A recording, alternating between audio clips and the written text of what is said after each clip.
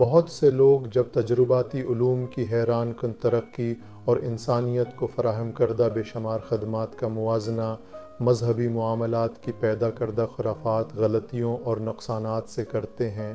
تو اس نتیجے پر پہنچتے ہیں کہ صرف محسوس، قابل پیمائش اور قابل آزمائش امور کو علم شمار کرنا چاہیے اور دوسرے مسائل بشمول مذہبی امور پر بھروسہ نہیں کرنا چاہیے۔ لیکن اگر ہم توجہ دیں تو دیکھتے ہیں کہ یہی بات خود ایک فکر اور مطلب ہے جو انہی معیارات کا حامل نہیں جن کا اعلان کرتا ہے، یعنی نہ قابل پیمائش ہے، نہ قابل آزمائش ہے اور نہ محسوس اور مادی ہے، لیکن یہ ایک فکر ہے جس کا جائزہ لیا جا سکتا ہے اور اس کے بارے میں نتیجے تک پہنچا جا سکتا ہے۔ اگر ہم توجہ دیں تو دیکھتے ہیں کہ انسانیت نے ان جدید علوم میں جو ترقیاں کی ہیں اور جن خرافات اور غلط عقائد کو ترک کیا ہے، وہ ان بنیادوں اور طریقوں کی وجہ سے ہے جو اس نے حاصل کیے ہیں، اور یہ سب غیر تجرباتی اور غیر قابل آزمائش فکریں تھیں۔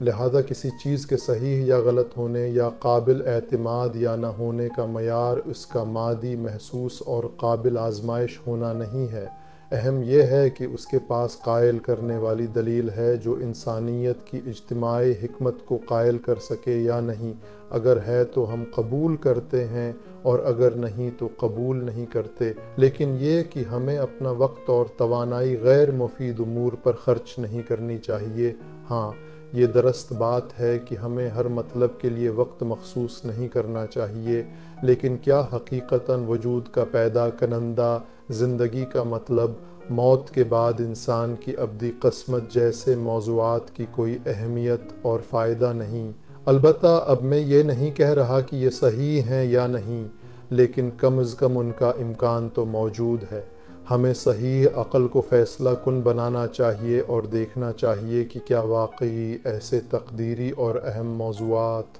یہاں تک کہ اگر ان کا کمزور امکان بھی ہو، کیا ہم انہیں نظر انداز کر سکتے ہیں اور ان کے لیے وقت نہیں دے سکتے؟